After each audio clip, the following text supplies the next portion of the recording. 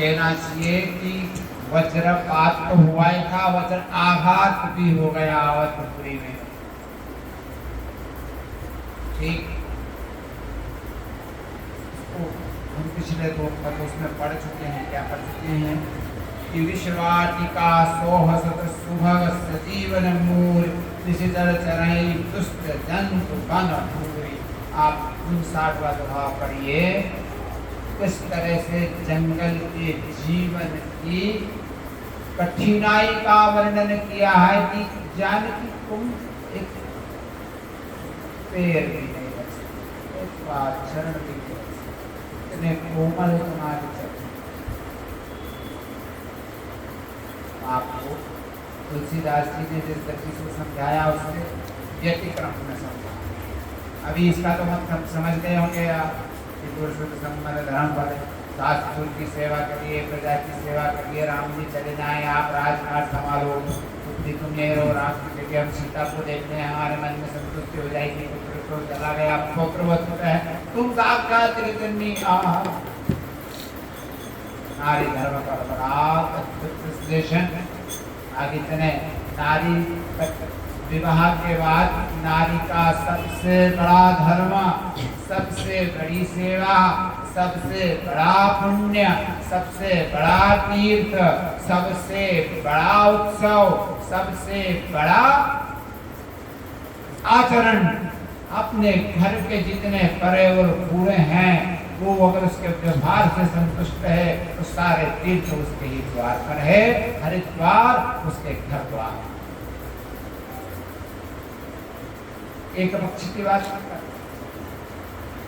यही माता जानकी को बताया जा रहा है अवधपुरी में कि तुम्हारे बड़े और तुम्हारे छोटे इनकी सेवा करो। आप तुम जंगल में तुम जाके क्या करो? गृहलक्ष्मी से अगर शिकायत हो जाए, गृहलक्ष्मी के कारण छोटे और बड़े के आंखों में आंसू आने लग जाए, वहां से व्यापार लक्ष्मी विदा हो जाती है।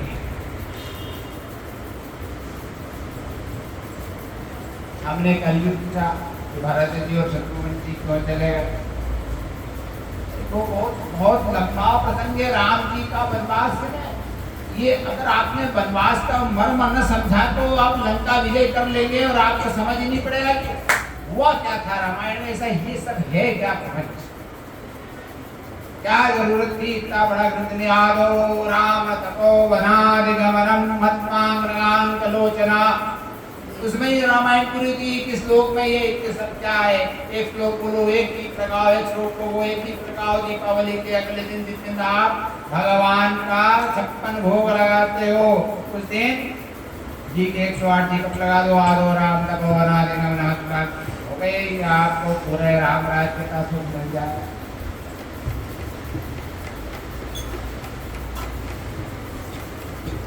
मर्म क्या है वनवास का? राम जी का वनवास का मर्म तो आप समझ गए, माता पिता की आज्ञा और रावण और ये दुनिया भर की। सीता जी के वनवास का क्या मर्म है? और इतना बड़ा संकल्प की उसको कहा कि ये प्रत्येक नारी का धर्म है, प्रत्येक नारी का जो ये कहती है कि मैं ठाकुर जी से जुड़ी हूँ, उसका प्रत्येक नारी का धर्म है कि अगर उसके व्यवहार के कारण किसी का स्वरूपात हो रहे हैं, उसका समस्त पुण्य उसी समय क्षय हो जाए।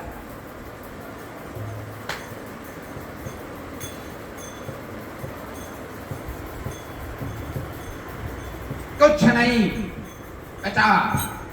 15 दिन यहाँ बैठने के बजाय 15 दिन अगर आप गंगा में भी बैठे तो व्यर्थ।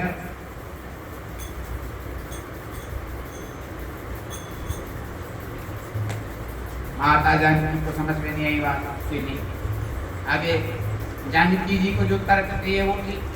जानकी जी बाद में जो तर्क देगी और सुनिएगा, आपको तो बहुत जल्दी समझ में जाएगा कि राम जी का, सीता जी का वनवास क्यों, लक्ष्मण जी का वनवास क्यों, भरत जी का, सुमन और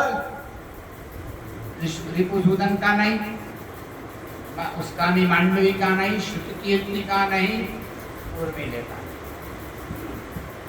तीनों का ही क्यों, उनका क्यों? ये समझ गए तो रामायण पूरी समझ जाए। फिर तो बड़े बड़े महामंडलेश्वर को बोल दोगे कि स्वामी जी जरा।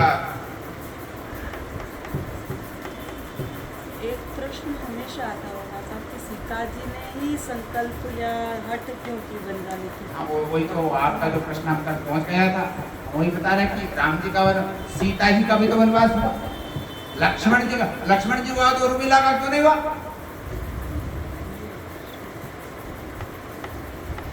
अच्छा बताओ, कितनी बार रामायण पढ़ी? निद्रा लक्ष्मण जी की उर्मिला जी ऐसा कहीं पे है कि जो नींद लक्ष्मण जी में नींद उर्मिला जी को लेकर गए थे। उर्मिला जी के लिए आपको पता है, अपने तो आपके पास बहुत देरी पे बहुत दीपक लगाते हो आप, और अभी तो शिव पुराण वालों ने आपके यहाँ हर देरी पे दीपक लगवा दिए। ठीक है, देरी पे दीपक लगाने की परंपरा कहाँ से शुरू हुई? महारानी राजकुमारी उर्मिला लक्ष्मण जी की प्रतीक्षा में देहरी पर उनके शयन कक्ष की, लखनलाल जी का जो भवन था उसके शयन कक्ष के द्वार पर घृत की अखंड ज्योत जला करके 14 वर्ष तक अकेली एक आसन पर उसी जगह बैठी रही, उसका नाम महारानी सती उर्मिला।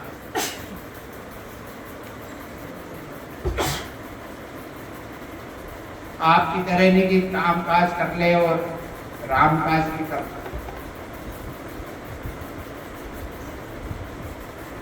तपस्या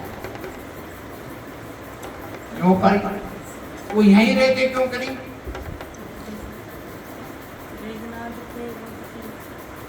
मेघनाथ का तो आपने वो नहीं सुना पीछे संवाद में, कंदुक इव ब्रह्मांड उठायम। गेट की तरह मैं ब्रह्मांड उठा सकता हूँ, ऐसे करोड़ों मेघनाथ पर मैं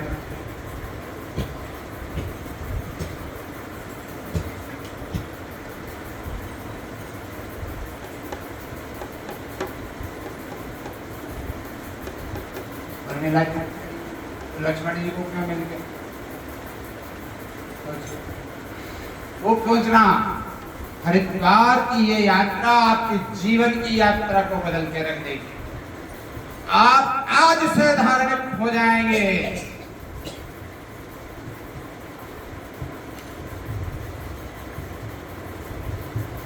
माता जानकी के लिए, अरे नारी जगत की बड़ी समस्या है, बड़ी शिकायत है। मेरे पियर में तो इतना था,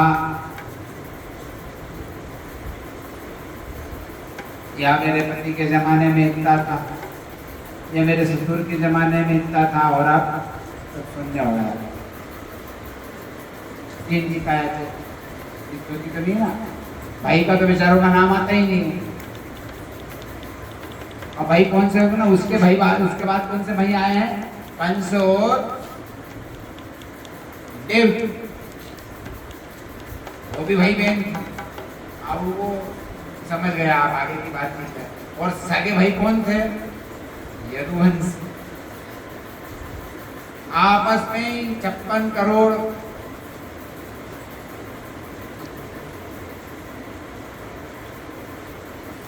वो भाई बहन इसमें भी आ गया। अब समान अंतर चलिए, आपको समझ, आप खुद पता लग जाएगा कि हम किस प्रकार के भाई हैं, किस प्रकार के बहन हैं।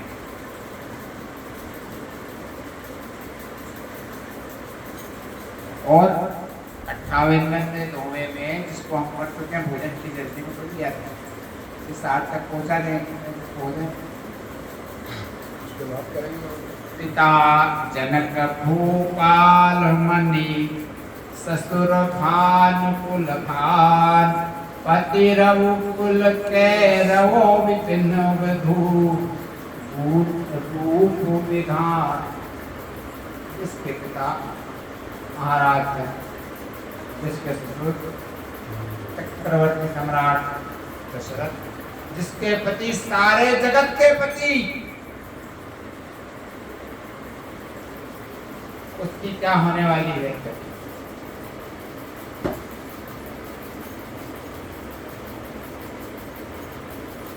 तीन आश्रय रहते हैं स्त्री, काका, ससुर, उसका पति का। हमने अभी आपको थोड़ी देर पहले वजन कह कि भाई नहीं है, इसमें भी भाई नहीं रहता होता तो उसका भी उल्लेख करेंगे, आगे वही की चर्चा। तो आपको समझ में आ गया होगा कि सीता जी को इतने सारे बड़े बड़े सहयोगी होने के बाद अगर जीवन में इतनी कठिन विपत्ति आ सकती है, आप सब कहाँ थे? क्या आपका अस्तित्व, क्या आपका स्थान, क्या आपका पुण्य, क्या आपके कर्म, क्या आपकी सोच और क्या आपके संकल्प? कुछ नहीं, मात्र रोना। ये नहीं हुआ, वो नहीं हुआ, ऐसा नहीं हुआ, वैसा नहीं हुआ, ये नहीं करा, वो नहीं करा, ये आ गया, वो चला गया।